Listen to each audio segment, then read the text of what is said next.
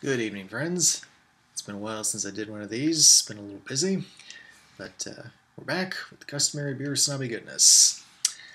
And tonight's entry, another one from my favorite microbrewery, Dogfish Head, is well, it's actually another example of why I kind of wish they would have some kind of pronunciation key on their website for these things. I'm gonna hold this up for a minute. Then I'm gonna look at my notes.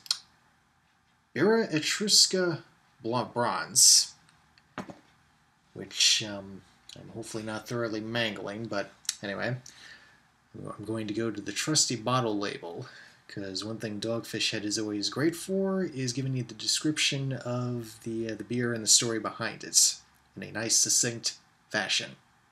I appreciate that. Anyway, they worked with a fellow brewer. Let's see, Birra del Borgo and Baladin. And this is an ancient ale based on an 8th century BC recipe that was found in the Etruscan warrior tombs in the hills along the coast of Tuscany. This particular beer includes notes of pomegranates, hazelnuts, grapes, apples found inside ancient jars and drinking bowls. Not the actual ancient ones, mind you. This is the beer was inspired by said products, and represents a prehistoric mixed beverage of Italy before the arrival of wine. And it should be noted that the Italian archaeologists they kind of had a mixed reaction to ancient evidence that indicated that beer had a place at the dinner table as well as the traditional wines of the time. So, that in mind,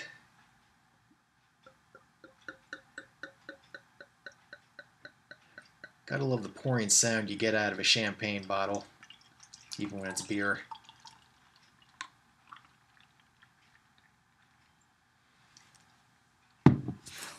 Let's see. Yeah, good color on this.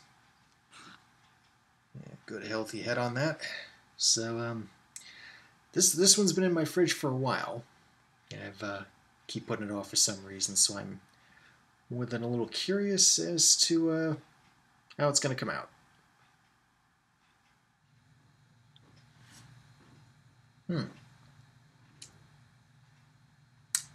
Indeed, this is quite good actually. Now, one quick little disclaimer I'm going to put in here first off.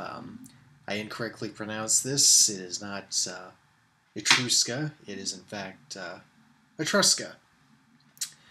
Fortunately, I'm married to a woman who is far better educated than I am.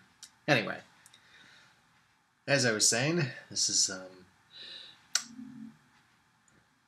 quite good. I mean, I'm not always... Ales are not always the easiest sell with me, but this is definitely one of the more robust, flavorful ones I've had. Even though it has a more sweet note to it, it's definitely good. You can definitely... The pomegranate aroma, is definitely well pronounced in this thing.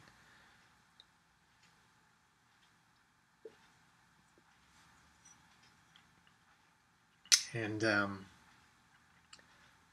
as it warms a bit closer to room temperature, definitely does not lose any of the flavor or notes. It holds steady throughout, which is a good thing. And let's see. I'm trying to think if there's anything else I can come up with here.